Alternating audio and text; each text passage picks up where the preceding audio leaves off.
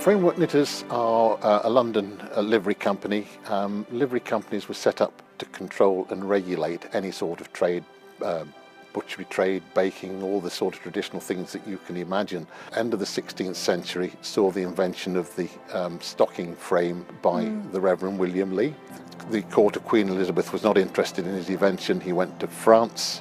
Lee died in 1614, and his brother James brought the frames back to London and established first of all in London and then later in the East Midlands the knitting industry. And we were eventually granted our first charter. It's a civil charter, and we were granted that by Oliver Cromwell. One of only two civil charters. The needle makers have the other one. Today, the company operates as a charity with two principal outlets.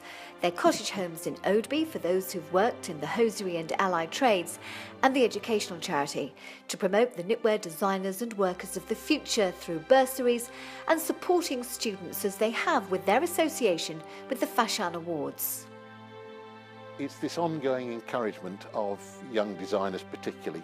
Eilish Pick from Nottinghamshire University. British designers are still, knitwear designers are still considered to be some of the best in the world. They're highly sought after, and although we've not got much of a manufacturing industry now, the design and education side is strong, and anything that will help and inspire these young people is very worthy, and we're delighted to see it.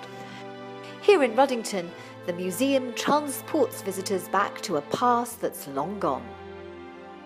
Well, it was a cooperative originally. You would have had several families living here under the guidance of a manager, and they lived and worked on the site.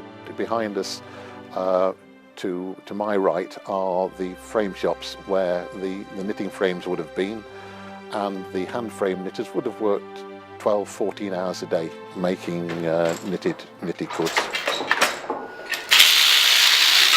It's nice to be able to do both sides, both the creative and the history, and that's what I really wanted to do. And it's nice to carry on a skill that could die out.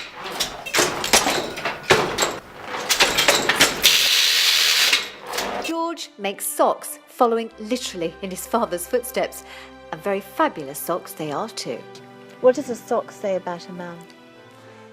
I think with colour and design says they take a little more interest in their appearance than perhaps just a plain sock. A plain sock's, it's a bit like a grey shirt or, a black tie. It doesn't say very much about you, so it's an opportunity to express yourself.